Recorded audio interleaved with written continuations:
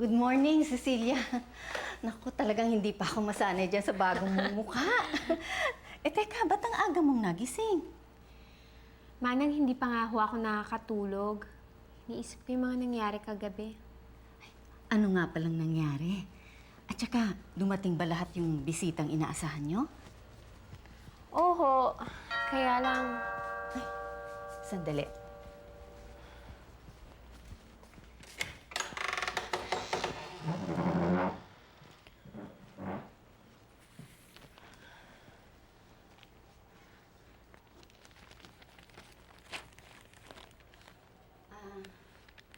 Ma'am, may bisita po kayo.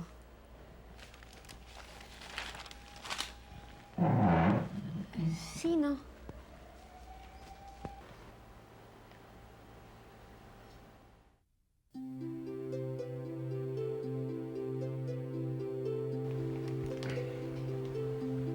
Good morning, Mrs. Alameda.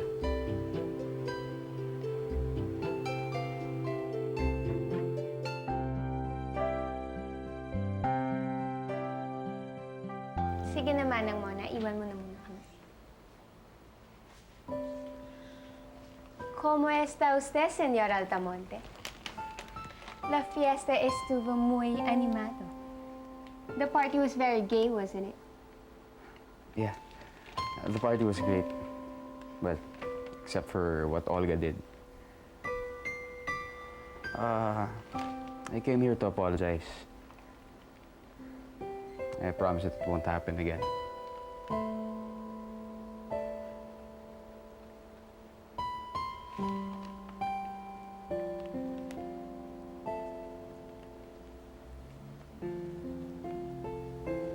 Apology accepted.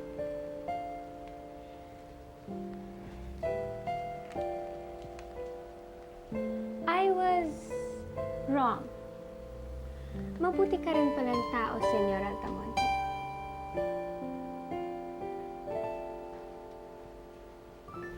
May bisita pala tayo.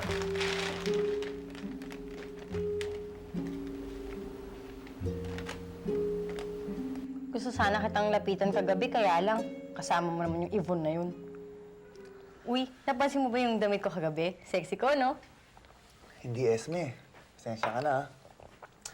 Inisip ko kasi yung Margarita Alameda na yun, eh. Oo nga, pero alam mo, hindi mo man lang napansin yung damit ko. Lahat na nga ng sweldo ko napunta na doon, hindi mo pa na napansin. Ang ganun ba? Sorry talaga, ha? Hindi lang makapaniwala, eh. Kamukha na si Cecilia. Oo nga. Pero di ba, pareho kami mukhang maganda kagabi.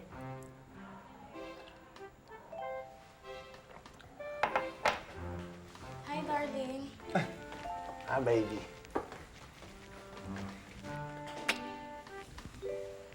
Kararating lang ni Senyor Altamonte.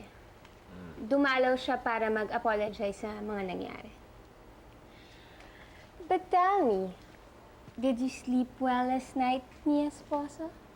Yes, very much. And you know what? I dreamt of you. And what did you dream about?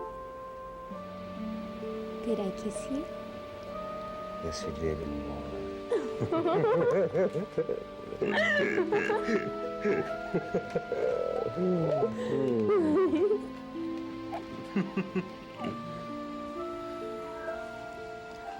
Nandito ka pala, Esther. Sinong Esther? Esme. Actually, kanina ba ako nandito? Hindi mo ba napansin? Sorry. Anyway, love, let's go. Nag-aantay ng printer. Alam mo, magpapagawa na kami ng invitation cards para sa wedding namin. Sige, Esme. May bis lang ako. Sama na kita sa room mo. Bye, SP. Anong SP? Fine. Bye, Ibon. Correction. Yvonne. Correction, Yvonne. Bye, Ibon. Bye. Mr. Alameda, Mrs. Alameda, I better go. Adios, Senyor Altamonte. Good day.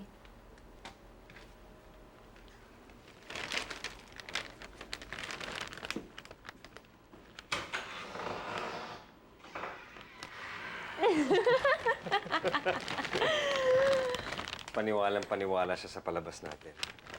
Sigurado ako nagtataka siya kung sino ka at pati na rin yung mga ibang kaaway mo.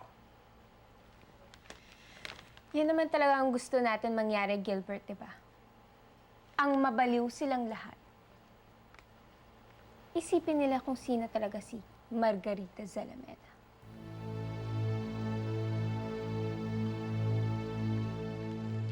Kamukhang kamukha talaga ng ate mo ang Margarita Zalameda na yun. Oo, pero hindi naman ho imposible na may kamukha ang ate, di ba ho? Oo nga. Pero bakit ganun? Kinukutuban ako. Ang pakiramdam ko talaga, parang siya ang ate mo. Nay, yan naman ho yung napaka-imposible dahil sosyal na sosyal yung Margarita na yon. Tsaka patay na ho si ate. Kaya kung ako sa inyo, titigilan ko na yung pag-iisip ng ganyan. Kayo rin naman ho yung mahihirapan eh.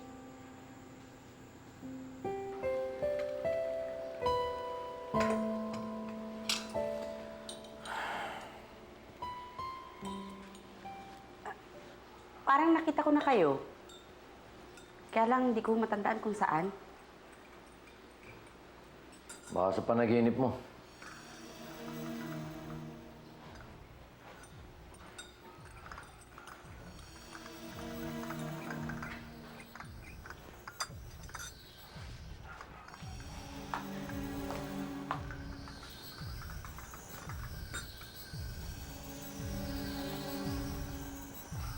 Huwag mo sabihin sa akin hanggang ngayon si Margarita Zalameda pa rin ang iniisip mo. Hindi kasi ako mapalagay, Tito Juancho, eh. Saan mo ba nilibing si Cecilia? Bakit? Gusto ko hukayin may libingan niya. Tingnan mo kung nandun pa yung bangkay. Gusto ko lang makasiguro na hindi tayo naloloko.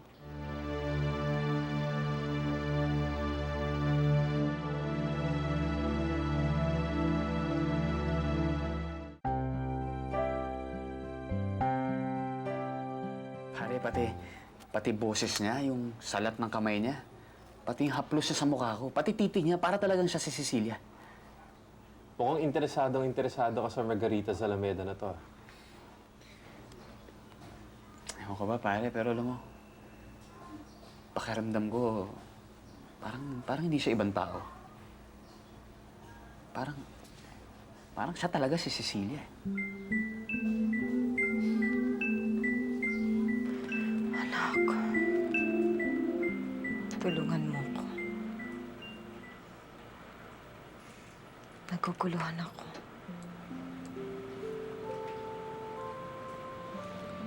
Alam kong tahimik ka na, pero gusto ko sanang magparamdam ka sa akin. Magpakita. Kahit sa papanong paraan, gusto lang kitang mayakap. At gusto kong mapatunayan sa sarili ko na hindi ikaw ang Margarita ng Zalameda na yun.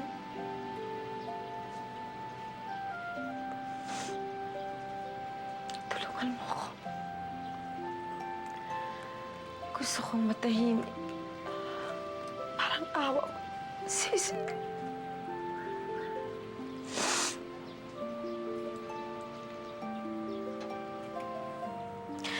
Pakiramdam ko ikaw at siya ay iisa.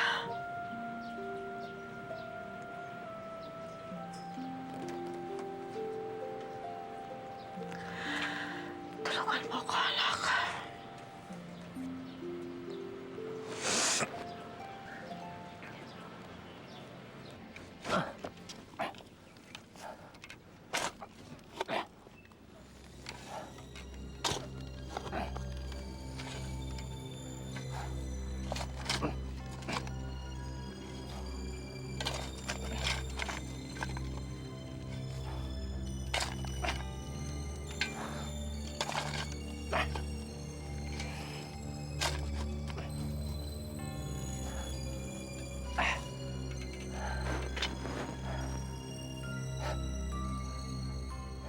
Paano siya si Cecilia kung iba siya sa asawa mo? Talagang iba siya sa asawa ko. Dahil ang pinakasalan ko nun ay si Olga. Hindi ko pala nakakwento sa'yo, pare. Pero kasi... Alam ko na yung tungkol kay Olga. Kaya nga ako nagpunta dito para kausapin ka tungkol kay Olga at sa kapatid ko.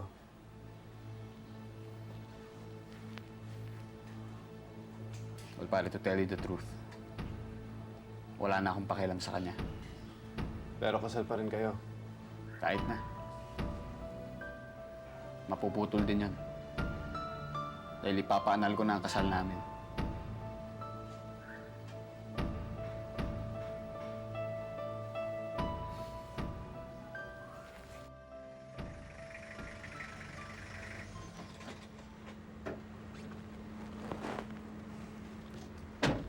Tay, hinukay niyo daw yung libingan ni Cecilia. Sigurado akong wala siyang nakita. Malaki ang duda kung bumangon sa hukay ang babaeng yun. At siya ang Margaritang nagmumulto sa atin ngayon. Mali ka, Consuelo. Dahil natagpuan ko doon ang kalansay ng kinatatakutan mo.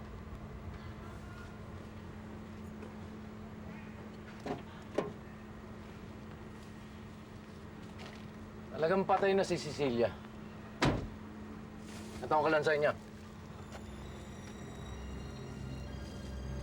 Kaya't naniniwala ako na ibang tao ang Margaritang yun.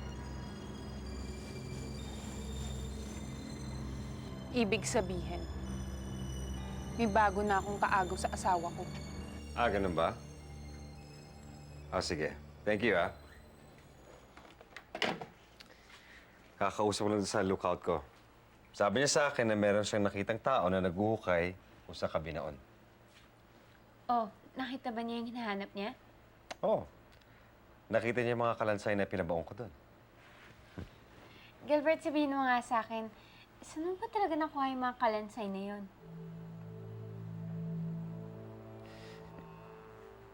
Anong pangalan nung naghahanap sa akin? Ba't ko sasabihin sa'yo? Ikaw matanda ah. Sumusobra ka na. Huwag mo akong tatawagin matanda, ah.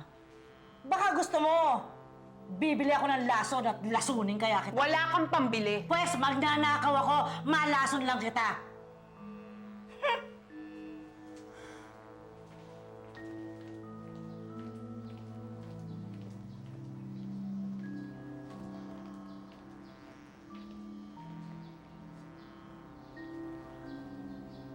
Olga?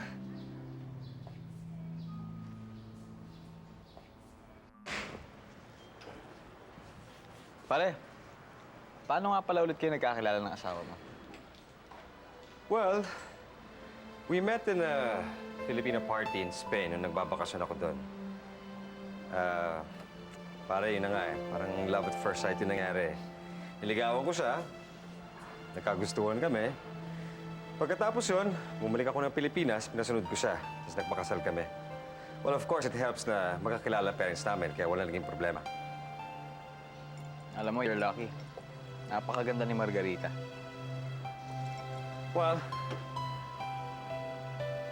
yung asawa ko, siya yung tipo ng babae na kailangan i-spoil.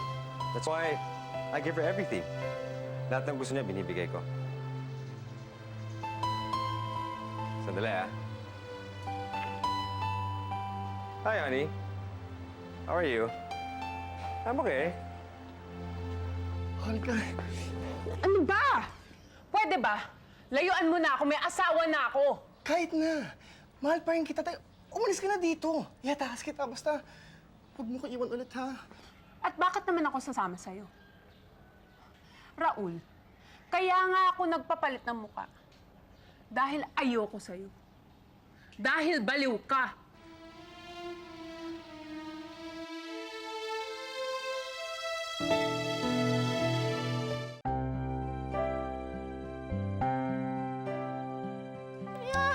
Jimboy, ano ka ba? Jimboy, ano ba? Yaya, wag po akong iwan. Sandali lang naman ako eh. Sige na. Ano? Sama mo na lang ako. Hindi nga pwede, di ba? Baka mahalata tayo ng tita mo. Basta babalikan kita dito. Sige na. Pupunta. pupuntahan ko ang mama mo. Ha? Diyan ka na. Sige na, pumasok ka na. Mama ko? Sinong mama ko? Hindi ako baliw, ha? Bawiin mo yun! Bawiin mo! Hindi ko hilig ang magbawi. Bakit? Nung sinabi ko ba sa'yo noon na ayoko na sa'yo, nagdalawang isip ba ako? Raul, hindi ako aso na kinakain ng mga sinuka ko. Pwes, kasama ka sa... Ano ba? Raul, hindi mo ako pag-aari. Umalis ka na bago ipatapon kita sa labas. Dahil oras na mahawakan ka ng mga gwardya, ipababalik kita sa mental. Tandaan mo to. Kahit anong mangyari, sa akin ka lang. Sa akin.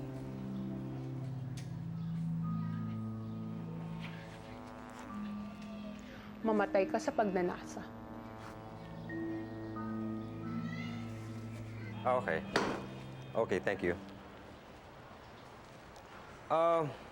Carlos Miguel, may oras ka ba for lunch?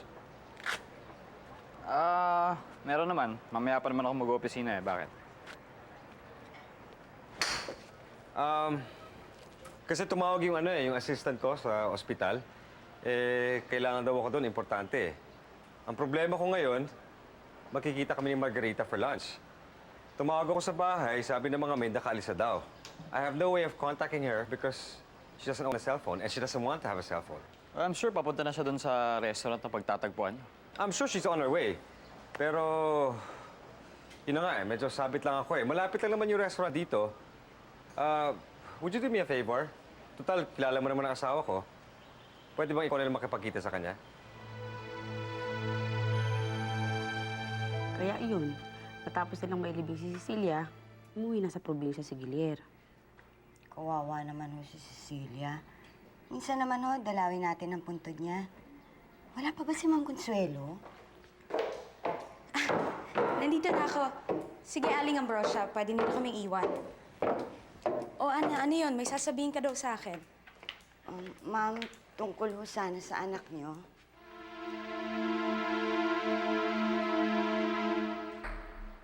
Sigurado ka bang okay lang sa'yo na makipagkita ako sa asawa mo? Sure.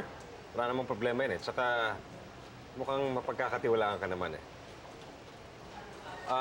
Well, that really depends on you kung pwede ka. Ngayon, kung meron kang Hindi, okay magagawin- lang, okay lang. Ayos lang sa akin. Wala naman akong gagawin masyado eh. Kung okay lang sa'yo. Anong tungkol sa anak ko? Ma'am, wala hong tigil ang pananakit ni Ma'am Charity kay Jimboy. Kaya pwede ho ba kunin niyo na ang anak niyo? Ana, ano ka ba? Patay na yung anak ko. Di ba alam mo yun? Ma'am, hindi ho. Buhay ho siya. Si Jimboy ho ang anak niyo.